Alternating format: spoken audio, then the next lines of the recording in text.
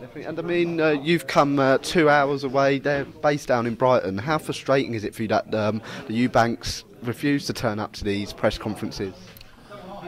For me, it's not frustrating. I can imagine it is for yous, and yous might think it's more frustrating for me, but it's not, because, as I say, I was in the country anyway today over something, and I get to see my little boys for a couple of hours, so that's took everything away. So, as I say, it's not frustrating, but it's disappointing.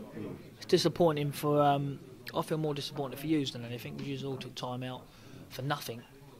You know, because listen, you've interviewed me on my own now a few times, and you can only say so much.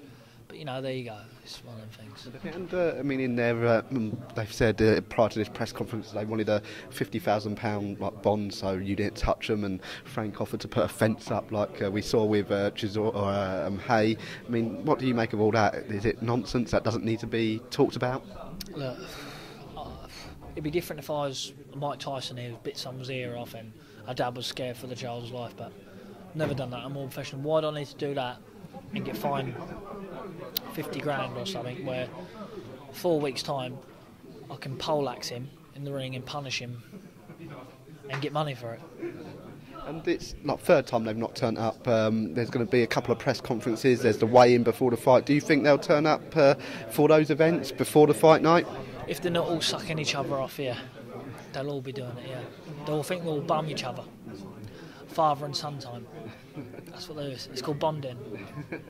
And in terms of your training camp out in Marbella, how's that been going? And are you going to be heading back there for the rest of your camp?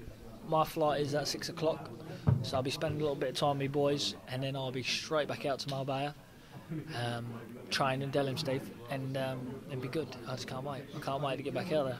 And whilst you've been out in Marbella, Eubank fought a couple of weeks ago. Did you watch any of that?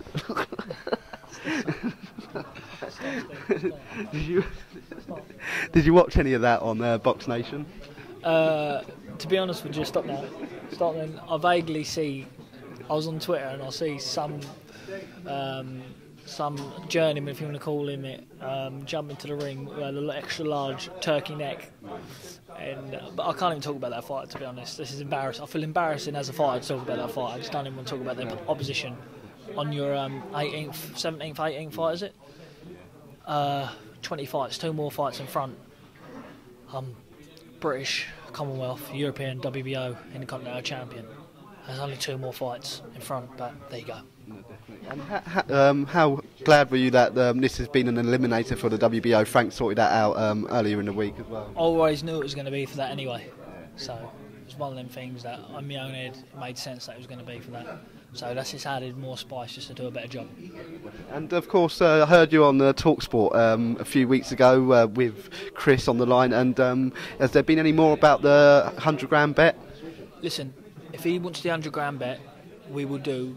The loser pays £100,000 to the winner's choice of charity out of our purse when we fight. I'm willing to do that.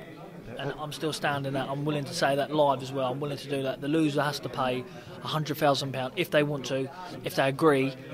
If he wants to agree, I'm sure my lawyer's here, Robert Davis. I'll get him to do it today if they agree. But they're arsehole jobs. Won't do it. And if that bet does happen, what would your charity be? Nemesis Next Step. Oh, that's great, Billy. Thank you so much. Thank you.